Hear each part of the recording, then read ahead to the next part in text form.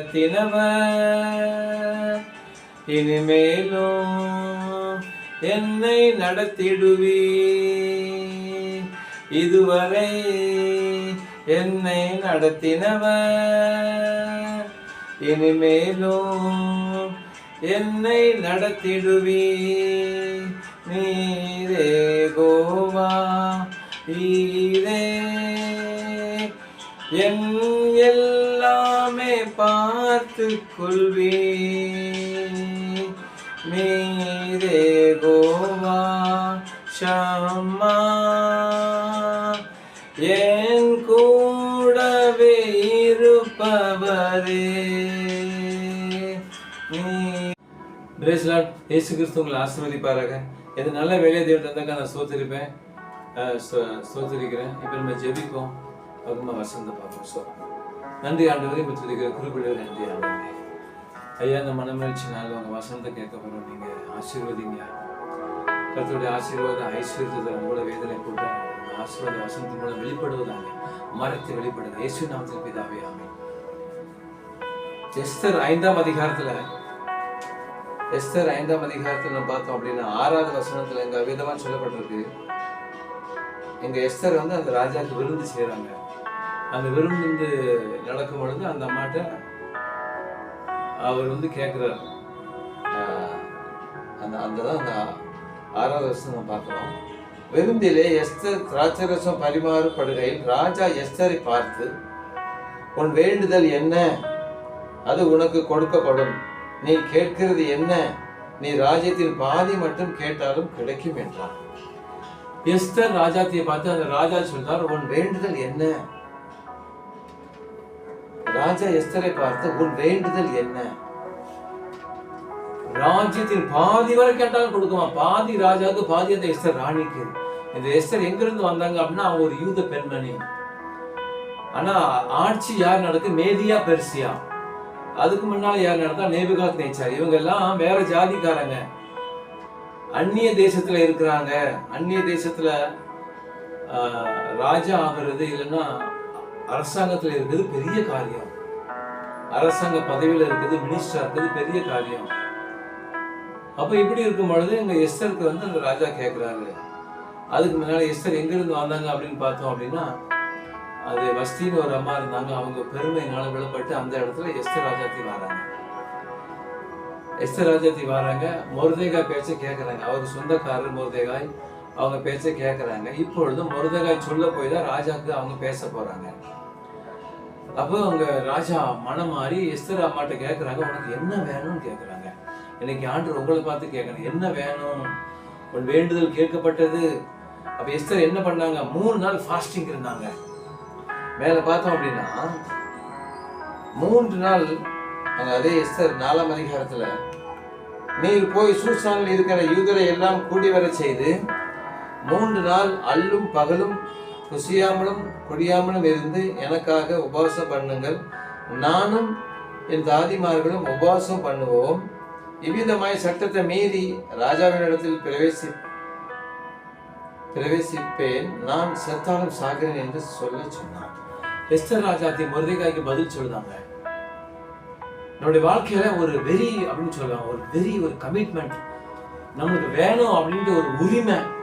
Esther அம்மா சொல்றாங்க, மொர்தெகாய் சொன்னது அப்படி கேட்டுட்டாங்க. மொர்தெகாய் சொல்றாரு, யூத ஜனங்களுக்கு ஒரு பெரிய ஒரு இழப்பு நீ உனக்கு அது பங்கு இருக்கு, நீ அதுக்காக நீ பிரயாசப்படு, அதுக்கு உதவி செய்யன்னு சொல்றாங்க.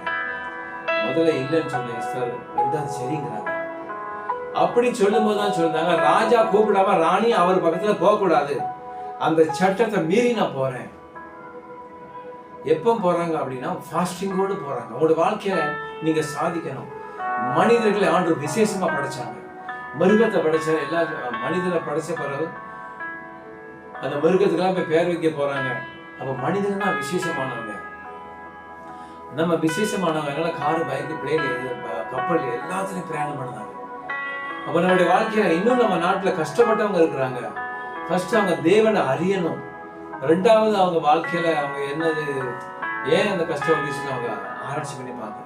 ஏன்னா பைபிள்ல ஒரே கஷ்டப்பட்ட ஆளை பத்தி, லாசரை பத்தி சொல்லப்பட்டிருக்கு. அவர் கடைசி வரை கஷ்டப்பட்டுட்டே தான் இருந்தார். ஆனா பைபிள் சொல்லுது, அவர் தேவனை அறிந்த மனிதன். இந்த எஸ்தர் தேவனை அறிந்த ஒரு மனுஷியா இருக்கிறனால அவங்க உபாசம் இருக்க ஒப்புக்கொண்டாங்க. அவங்க உபாசம் இருக்க, அவங்களோட வாழ்க்கையில உபாசம் இருக்கா, பெரிய ஆசீர்வாதத்தை கொண்டு வரும் உபவாசம். இந்த அம்மா உபாசத்தோடு ராஜாட்ட போகும்பொழுது ராஜா மனம் இறங்கி என்ன வேணும்னு கேட்கிறாங்க. உங்களோட வாழ்க்கையில என்ன வேணும்னு யாரும் கேட்கணும் அப்படின்னா உபவாசத்தோடு போங்க. ஏதாவது காரியமா, பெரிய காரியம் சின்ன காரியம் உங்களை கஷ்டப்படுத்திட்டு இருக்கு அப்படின்னா உபவாசம் இருங்க. கிறிஸ்துவ வாழ்க்கை உபவாசம் இருக்கணும். ஏன்னா இயேசு கிறிஸ்து ஊழியம் செய்யும் பொழுது உபவாசம் இருந்து நான் இருந்த பிறதான் ஊழியத்துக்கே போறாங்கன்னு மத்திய ஆசிரியர் எழுதிட்டு போறாங்க. இன்னும் நம்ம பார்க்கணும் அப்படின்னா ஜெபம். நம்மளுக்கு ஒரு பெரிய ஆசீர்வாதம் வேணும், வானம் திறக்கப்படணும் அப்படின்னா ஜெபிக்கணும், உபவாசம் இருக்கணும். எங்க எஸ்தர் அம்மா உபவாசம் இருக்காங்க. அப்போ உபவாசம் கண்டிப்பா ஜெபிப்பாங்க. எதுக்காக ஜெபிப்பாங்க? யூதருக்கு விரோதமாக. ஆமான் எழுப்பிட்ட ஆண்டவரே இதுக்கு ஏதாவது ஒரு காரியம் செய்யுங்க. ஆமான் சேர்ந்த காரியங்கள் யூதருக்கு பழிக்க கூடாது, யூதரை பூரா கொல்லணும் பெரிய சட்டத்தை கொண்டு வந்துட்டான். அப்ப இதுக்காக ஜெபித்திருப்பாங்க. அப்படி ஜெபிக்கும் பொழுதுதான் ராஜாட்ட அவங்க விருந்து பண்ணி ராஜாக்கு எப்படியா சொல்லணும், இதை சும்மா வந்து பேசக்கூடாது. ராஜாவை சாப்பாடு கொடுத்து சிலவங்க சாப்பிட்டா திருப்தியா இருப்பாங்க, சாப்பிடறதுக்கு முன்னால ரொம்ப கோபமா இருப்பாங்க. மிருகத்துல எல்லாமே சாப்பிடணும்னா கோபமா இருக்கும். ஆனா புலி இருக்கு பாருங்க, சாப்பிடலாம் அப்படின்னா ரொம்ப வெறியா இருக்கும், பட்டினியா இருக்கும் பொழுது. அதனால என்னவோ ஆண்டு ஞானம் கொடுத்துருக்க அந்த எஸ்தர் ராஜாத்தி அம்மாவுக்கு ராஜாக்கு சாப்பாடு கொடுத்துட்டு சாப்பாடு முடிஞ்ச பிறகு திராட்சரசம் பரிமாறுவாங்க. அங்க தெளிவா எழுதப்பட்டிருக்கு எஸ்தர் 5ஆம் அதிகாரம் 6ஆம் வசனத்துல விருந்திலே திராட்சரசம் பரிமாறப்படுகையில். அப்ப ராஜா சாப்பிட்டு முடிச்சுட்டாலும் திராட்சரசம் பரிமாறுறாங்க. அப்ப இந்த அம்மா கேட்கிறாங்க, இவங்க உபாசம் இருக்கிறாங்க ஆனா அவரு சாப்பிட்டுட்டாரு. பாருங்க நம்முடைய வாழ்க்கையில பெரியவங்க வீட்டுல முக்கியமானவங்க உபாசம் இருக்கணும், மற்றவங்க வந்து அவங்க காரியத்தை செய்யலாம். இங்க இந்த அம்மா உபாசம் இருக்கிறாங்க, அவர் நல்லா சாப்பிட்டுட்டாரு, அவர் புருஷனர் ராஜா ராணி. உங்களுடைய வாழ்க்கையில நீங்களும் உபாசம் இருக்கலாம், பெரிய காரியத்தை நீங்க சாதிப்பீங்க பைபிள் சொல்லுது. இவ்வகையான பிசாசு உபாசத்தினாலும் ஜெபத்தால் வேண்டி போகாதுன்னு பைபிள் சொல்லுது.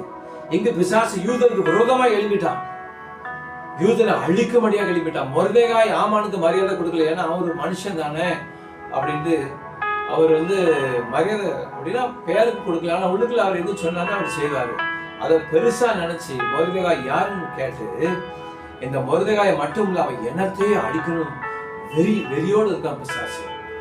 கடைசியில பைபிள் சொல்லுது, யாரு அந்த இது செய்யறாங்களோ அவங்களுக்கே அந்த வினையை விதைச்ச வினையை அறுப்பான மாதிரி இவன் தான் வினையை விதைக்க அவனே அறுக்க, அவனே கொல்லப்படுதான்.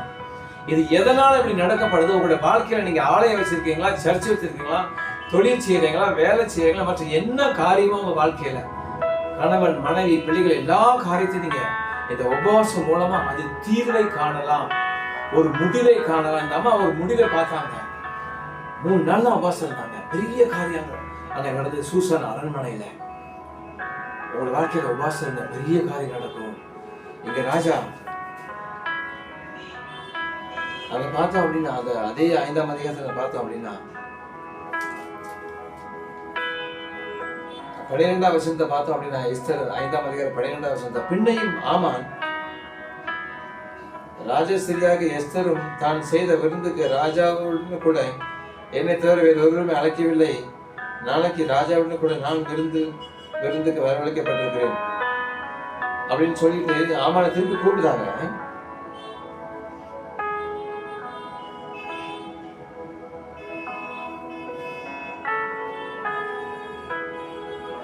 அதே நம்ம 6ஆம் அதிகாரத்துல பார்த்தோம் அப்படின்னா அங்க பெரிய காரியம் நடக்குது. இங்க எஸ்தரமா உபாசம் இருக்கிறாங்க, அங்க மொர்தெகாய்க்கு நல்ல காரியம் நடக்குது. ஒரு மனுஷன் அங்க உபாசம் இருக்கும் பொழுது அவங்க இனத்தாருக்கு ஏதாவது காரியம்னா அங்கேயும் நல்ல காரியம் நடக்குது. நீங்க அதான் 6ஆம் அதிகாரத்துல பார்க்க எஸ்தர் 6ஆம் அதிகாரத்துல அந்த ராத்திரியிலே ராஜாவுக்கு நித்திரை வராதபடினால் கால வர்த்தமானங்களை எழுதியிருக்கிற நடபடி புஸ்தகத்தை கொண்டு வர சொன்னான்.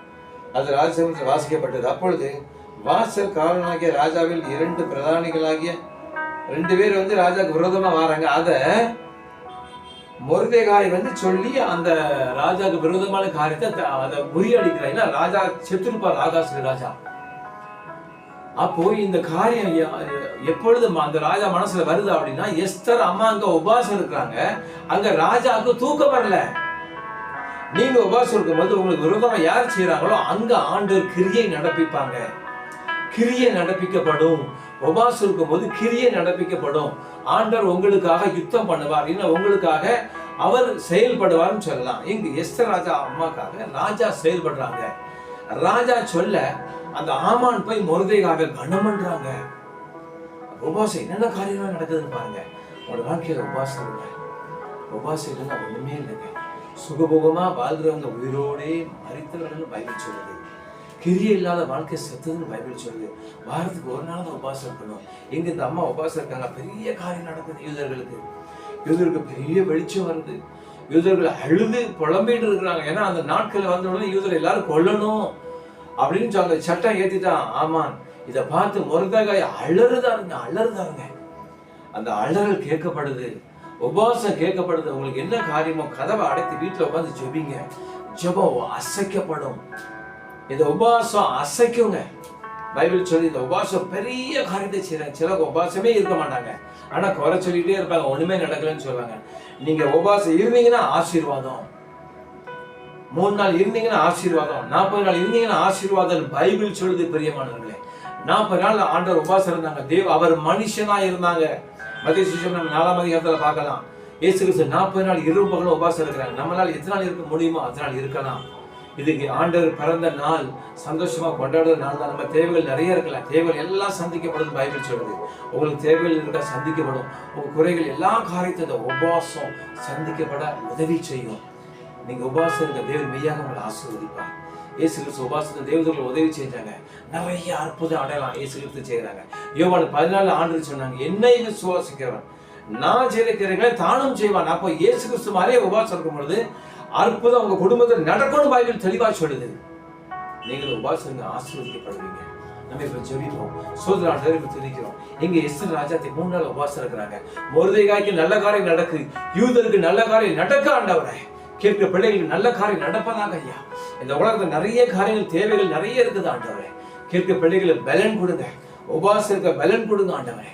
எஸ்தரமா உபவாசம் இருந்தாங்க. ராஜா சொன்னா உனக்கு என்ன வேணும், ராஜ்யத்துல பாதி வரை அவனை கணக்க வேண்டும் சொல்லப்பட்டுச்சு ஆண்டவரே. இயேசு கிறிஸ்து உபவாசம் இருந்தாங்க. மனிதனா பிறந்த தெய்வம், அவங்க உபவாசம் இருந்து ஆகணும், இல்லைன்னா அங்கேயும் அற்புதம் நடக்காது ஆண்டவரே. 40 நாள் உபவாசம் இருந்தாங்க, அங்க அற்புதம் நடந்தது. பலதரப்பட்ட வியாதிகள் சுகமடைந்தாங்க. கேட்க பிடிக்கிற வியாதி இருந்தா அதை மாற்றுங்க, மருந்து இருந்தா மாற்றுங்க. உபவாசத்துக்கு பலன் கொடுங்க ஆண்டவரே. ஆலய நடத்தினா அது பெரிய செழிப்பை கட்டளைப்படி மந்தை பெருகும்படி அவங்க உபவாசம் இருக்க உதவி செய்யுங்க ஆண்டவரே. நீங்க அப்படியே செய்யுங்க, வழி நடத்துங்க. இயேசு நாமத்தில் பிதாவே, ஆமென்.